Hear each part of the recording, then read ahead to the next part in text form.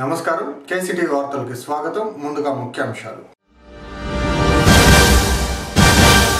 అంగన్వాడీ కేంద్రాలను పరిశీలించిన పురపాలక సంఘ కమిషనర్ లోకేశ్వర్ వర్మ. విద్యార్థులకు రాత పుస్తకాలు వితరణ గావించిన మాజీ సైనిక ఉద్యోగి వెంకటరమణ. రక్తదానంతో ప్రాణాన్ని కాపాడొచ్చు. రక్తాన్ని సేకరించిన ప్రభుత్వ సేకరణ వాహనం సిబ్బంది. ప్రజల ఆరోగ్య పరిరక్షణకై నీటి నాణ్యత ప్రయోగశాలలు వెల్లడించిన సంబంధిత అధికారి గుణశేఖర్. బాధలో పడి వ్యక్తి మృతి. వార్తల్లోని వివరాలు. పుంగనూరు పురపాలక కమిషనర్ లోకేశ్వర్ వర్మ అంగన్వాడీ కేంద్రాలను సందర్శించారు. గురువారం పట్టణంలో పర్యటించారు. కోనేటిపాలెంకు వెళ్లే మార్గంలో నూతనంగా వేసిన సీసీ రోడ్డును పరిశీలించి తగు సూచనలను ఇచ్చారు.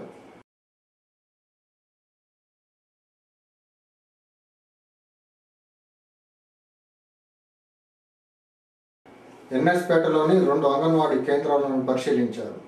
మోడల్ అంగన్వాడీ కేంద్రంగా వాటిని మార్చడం జరుగుతుందని పనులను పరిశీలించి సంతృప్తిని వ్యక్తం చేశారు.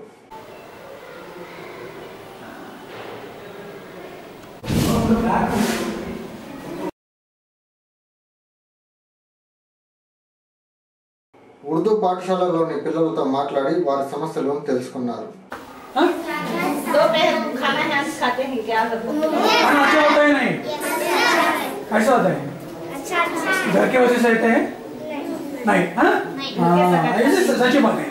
మధ్యాహ్న భోజన ఏర్పాటుకు వంటగది మరమ్మతులు చేపట్టాలని, అదేవిధంగా మరుగుదొడ్ల నీటి పైప్ లైన్ దుస్థితికి చేరిందని పాఠశాల ప్రధానోపాధ్యాయురాలు ఆయన దృష్టికి తీసుకురావడం జరిగింది. సమస్యలను ఏఈ కృష్ణకుమార్కు చరవాణి ద్వారా తెలిపి వెంటనే పరిష్కరించాలని ఆదేశించారు. కార్యక్రమంలో ICDS CDPO Bharathi, CC Srinivasulu Goud తదితరులు పాల్గొన్నారు. ఇక్కడ ఈ మున్సిపాలిటీ పరిధిలో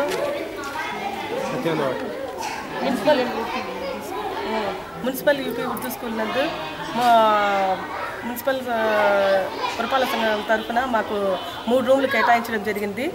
ఇక్కడ ఎన్ఎస్పేట, ఎన్టీఆర్ కాలనీ, దాసరి వీధి ఈ 3 అంగన్వాడీ కేంద్రాలకు భవనాలు కేటాయించినారు. వాటికి పెయింటింగ్స్ వర్క్ జరుగుతోంది. ఇంకా ఒక 3-4 డేస్లో అది కంప్లీట్ అవుతుంది. అలాగే మున్సిపల్ కమిషనర్ గారు వచ్చారు. చూసి ఇక్కడ టాయిలెట్స్కు వాటికి డోర్స్ అవన్నీ కొంచెం రిపేరీ ఉంది. ఈ వంటగది రిపేరీ చేయిస్తాము అని చెప్పారు. ముఖ్యంగా ఇక్కడ ఈ 3 అంగన్వాడీ పరిధిలో ఉన్న తల్లులకు, వాళ్లకు, ప్రజలకు మేము విజ్ఞప్తి చేయడం ఏమనగా, మీ పిల్లలను అంగన్వాడీ కేంద్రానికి 1వ తేదీ నుంచి ఇక్కడికే తీసుకొని రావాలని మేము విజ్ఞప్తి చేస్తున్నాము. తల్లులు ముఖ్యంగా మాకు సహకరించాలని మేము కోరుచున్నాము. రక్తదానంతో ప్రాణాలను కాపాడొచ్చని రక్త సేకరణ అధికారులు తెలిపారు.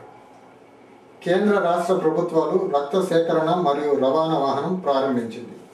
రక్తదానం చేయడం వల్ల జరిగే మంచిని ప్రజలకు అవగాహన కల్పిస్తూ రక్తాన్ని సేకరించడం జరుగుతుంది. జిల్లాకు ఒక వాహన సదుపాయం కల్పించారు. దానిలో భాగంగానే గురువారం పుంగనూరులో రక్తాన్ని సేకరించారు. రక్తం ఇవ్వదలిచిన వారు సంబంధిత ప్రభుత్వ ఆసుపత్రిలో తెలిపితే వాహనాన్ని వారి వద్దకే తీసుకొచ్చి సేకరించడం జరుగుతుందని తెలిపారు. కార్యక్రమంలో సిబ్బంది సునీత, ధనుంజయ, అమరావతి, శ్రీరాములు పాల్గొన్నారు.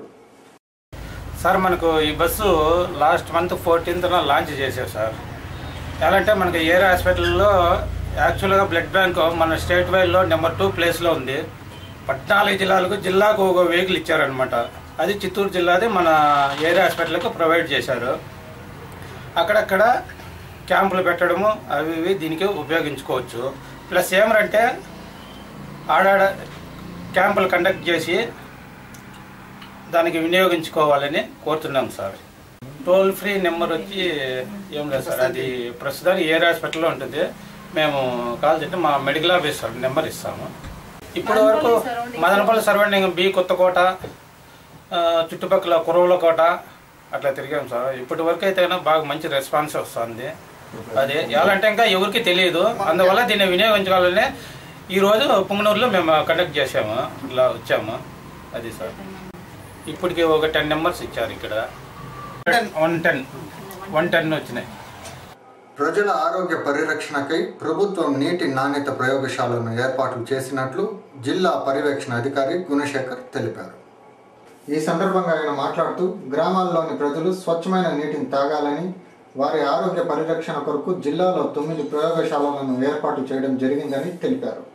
నీటిని పరీక్షించి వాటిలోని లవణ శాతాన్ని సంబంధిత RWS అధికారులకు, సర్పంచులకు తెలపడం జరుగుతుందని, దానిని బట్టి ప్రజలు నీరు తాగేందుకు ఉపయోగపడతాయా, శుద్ధి చేసుకొని తాగాలా, క్లోరినేషన్ వంటివి చేయడం జరుగుతుందని తెలిపారు.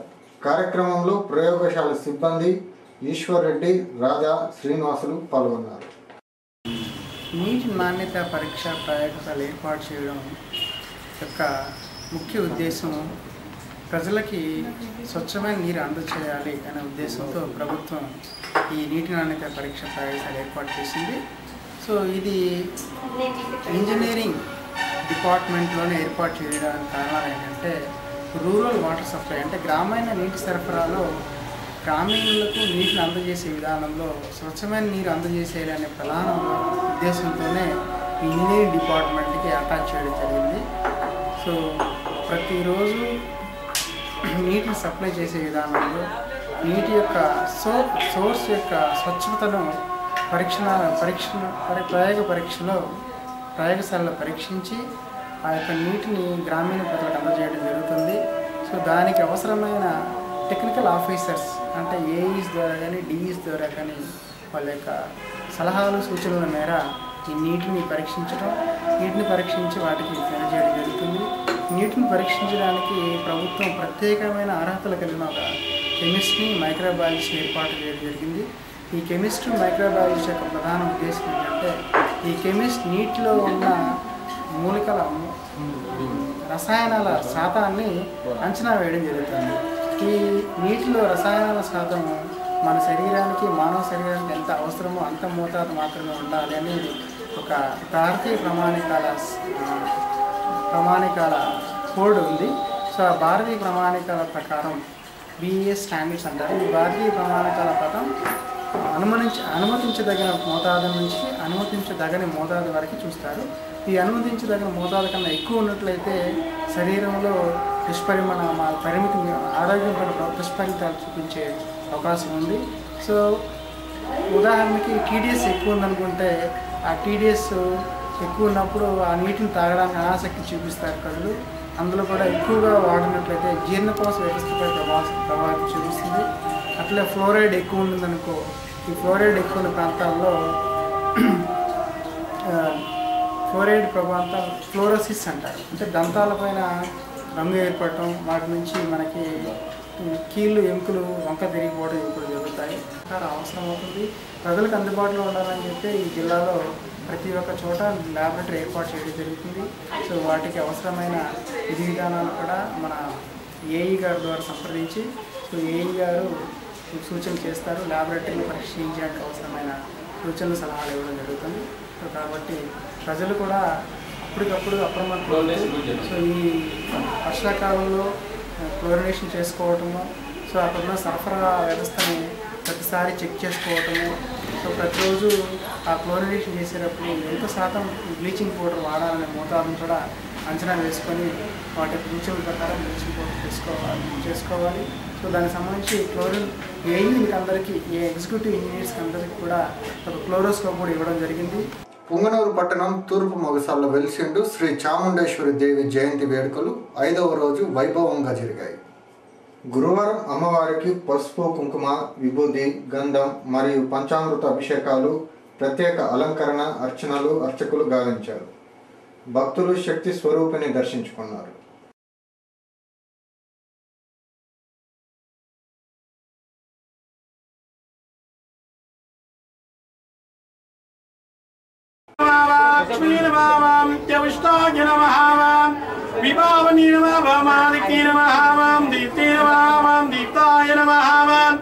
वसुदाय नमः वसुदार्णी नमः कमलाय नमः कान्ताय नमः कामाक्षी नमः हरिवल्लभाय नमः अशोकाय नमः अमृताय नमः नित्याय नमः करुणाय नमः लोकमात्रे नमः प्रियाय नमः मद्महस्ताय नमः मद्माक्षी नमः पद्मसुंदरी नमः पद्मोद्भवाय नमः दुर्गाय नमः महाकाली नमः ब्रह्मा विष्णु शिवा नमः भुवनेश्वरी नमः चामुंडेश्वरी नमः अथ कुंकुमाष्टोत्तर पूजां समर्पयामि इष्टगां जातवलिपुण्यफलसिद्धिरस्तु सर्वे जन्मञ्जानानि भवन्तु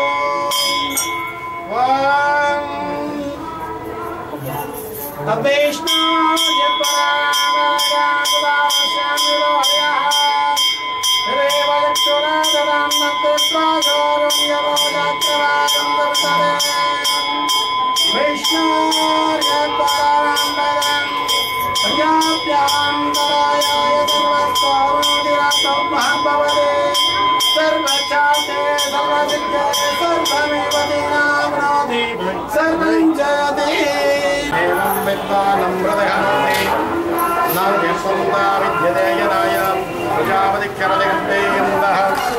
పుంగనూరు పట్టణానికి చెందిన మాజీ సైనిక ఉద్యోగి విద్యార్థులకు విద్యా సామాగ్రిని అందజేశారు. గురువారం మండలంలోని చిలకవారిపల్లె ఎంపీపీ పాఠశాలలోని విద్యార్థులకు వెంకటరమణ ఆయన కుమారుడు రమేష్ బాబు రాత పుస్తకాలు కావాల్సిన విద్యా సామాగ్రిని అందించారు. ఈ సందర్భంగా విద్యార్థులను ఉద్దేశించి ఆయన మాట్లాడుతూ బాగా కష్టపడి చదివి ఉన్నత పదవులు చేపట్టి మీరు కూడా ఇతరులకు సహాయం చేయాలని అలాగే దేశ భవిష్యత్ కోసం పాటుపడాలని హితవు పలికారు. కార్యక్రమంలో ప్రధానోపాధ్యాయులు రమణప్ప, ఉపాధ్యాయులు రాజేంద్ర నాయక్, సోమశేఖర్ రెడ్డి, గ్రామస్తులు పాల్గొన్నారు. కాబట్టి మనం కూడా అటువంటి సంపాదనలో విద్య ఒకటి. ఈ విద్యను బాగా చదువుకుంటే మనకు ఏమవుతాము, పెద్ద పెద్ద ఉద్యోగాలు వస్తాయి, పెద్ద పెద్ద ఆఫీసర్లు అవుతాము. ఈ కొద్ది చిన్న మొక్క రేపు పెద్ద అయిపోతుంది కదా అని కూడా అట్లా కూడా ఈ కొద్ది చిన్న పాలు బిడ్డలు అయినా కానీ రేపు పెద్దవాళ్ళు అవుతారు. పెద్దవాళ్ళు అయ్యి దేశం కోసరము, ఇంటి కోసరము, ఊరి కోసరము పాటుపడాలి. అవునా? పెద్దల్ని ఎప్పుడు కూడా కానీ గౌరవించాలా. పెద్దల్ని, ఉపాధ్యాయుల్ని, తల్లిదండ్రుల్ని, ఊళ్ళో ఎవరు కూడా ఉండలే వాళ్ళని గౌరవించేది గొప్ప ఇదన్నమాట. అందులో కొన్ని ఏం చేస్తారంటే మనము ఏదో ఒకటి తప్పు చేస్తాం కదా, కానీ దాన్ని సరిదిద్దుకోవాలి. మనం ఎట్లా సరిదిద్దుకోవాలా? వాళ్ళకి సాగే చెప్పేదో ఏదో విధంగా. కాబట్టి మనం అందరూ కూడా మంచిగా చదువుకునేసి పెద్ద ఉద్యోగాలు సంపాదించి ఊరిని, ఇంటిని, దేశాన్ని కాపాడాలనేసి నేను చెప్తాను. ఇంకోటి ఏమిటంటే నేను 1962లో చేనాయుధం వచ్చింది. చేనాయుధం వచ్చి నాకు చిన్న వయసు, అది పెద్దగా అయితే లేదు. దాంట్లో వెళ్ళిపోవాలనుకుంటాను. మళ్ళీ ఒక్క 2 నెలలకే మళ్ళీ ఏం చేస్తేనే యుద్ధంలోకి వెళ్ళిపోతుంది. ఆ విధంగా 87 వరకు చైనా యుద్ధము, పాకిస్తాన్ యుద్ధము, 2 తూర్లు పాకిస్తాన్ యుద్ధము, మళ్ళీ 3వ తూర్లు కూడా పాకిస్తాన్ యుద్ధమే. అంటే బంగ్లాదేశ్ మనము సపరేట్ చేసినాం, బంగాళాదేశ్ ఇచ్చినాం. కాబట్టి ఇటువంటి దేశ సేవలో మనము పాల్గొనాలా, 10 మందికి సేవ చేయాలనే భావం వల్ల పెద్దల్ని గౌరవించాలి. సరేనా బాబు? ప్రమాదవశాత్తు బావిలో పడి వ్యక్తి మృతి చెందిన సంఘటన చోడపల్లి మండలంలోని చారాల కురప్పల్లి సమీపంలో గురువారం వెలుగులోకి వచ్చింది. గ్రామస్తుల కథనం మేరకు వివరాలు ఇలా ఉన్నాయి. చారాల కురప్పల్లికి చెందిన కాసిం కుమారుడు అన్సర్ బాషా దాదేపల్లిలో వివాహం చేసుకుని కూలి పనులు చేసుకుంటూ అత్తగారింట్లో ఉంటూ జీవనం చేస్తున్నాడు. బుధవారం సాయంత్రం ద్విచక్ర వాహనంలో దాదేపల్లి నుంచి చారాల కురప్పల్లికి వెళ్ళాడు. ఊరికెళ్లిన వ్యక్తి ఇంటికి ఎంతసేపటికి రాకపోవడంతో కుటుంబ సభ్యులు పలు చోట్ల గాలించినా ఫలితం లేకపోయింది. ఉదయానికల్లా గ్రామానికి సమీపంలో బావిలో శవమై తేలియాడడంతో గుర్తించిన స్థానికులు మృతుని కుటుంబ సభ్యులకు సమాచారం ఇచ్చారు. అనంతరం ఓదులపేటలో అంత్యక్రియలు నిర్వహించారు. ఇంటి యజమాని మృత్యువాత పడడంతో ఆ కుటుంబంలో విషాదం నెలకొంది. మృతునికి భార్య, 2 పిల్లలు కలరు. ప్రభుత్వం వారి కుటుంబాన్ని ఆదుకోవాలని గ్రామస్తులు కోరుతున్నారు. ఆర్యవైశ్య సంఘం ఆధ్వర్యంలో శ్రీరామ సప్తాహ వేడుకలు ప్రతిరోజు జరుగుతున్నాయి. 40 సంవత్సరాలుగా పుంగనూరు పట్టణంలో ఆర్యవైశ్యులు శ్రీరామ సప్తాహాన్ని నిర్వహిస్తున్నారు. గురువారానికి 7వ రోజుకు చేరుకుంది. 21వ తేదీ శుక్రవారం 9 గంటలకు శ్రీ కోదండరాముల వారి ఉత్సవము, హోమాలు, అన్న సంతర్పణ జరుగుతుందని, భక్తులు పాల్గొనాలని సంఘ అధ్యక్షులు ఎస్పీ మున్సామయ్య శెట్టి కోరారు. జయ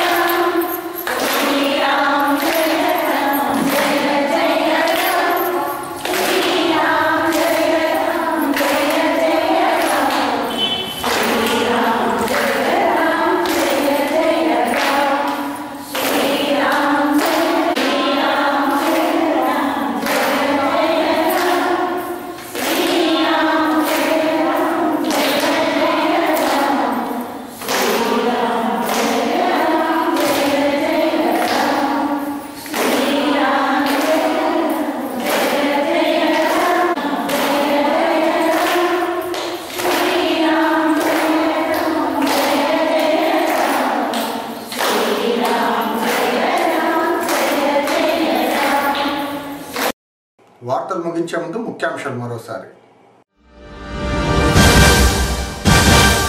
అంగన్వాడీ కేంద్రాలను పరిశీలించిన పురపాలక సంఘ కమిషనర్ లోకేశ్వర్ వర్మ. విద్యార్థులకు రాత పుస్తకాలు వితరణ గావించిన మాజీ సైనిక ఉద్యోగి వెంకటరమణ. రక్తదానంతో ప్రాణాన్ని కాపాడొచ్చు, రక్తాన్ని సేకరించిన ప్రభుత్వ సేకరణ వాహనం సిబ్బంది. ప్రజల ఆరోగ్య పరిరక్షణకై నీటి నాణ్యత ప్రయోగశాలలు వెల్లడించిన సంబంధిత అధికారి గుణశేఖర్. బాలుగా పడి వ్యక్తి మృతి.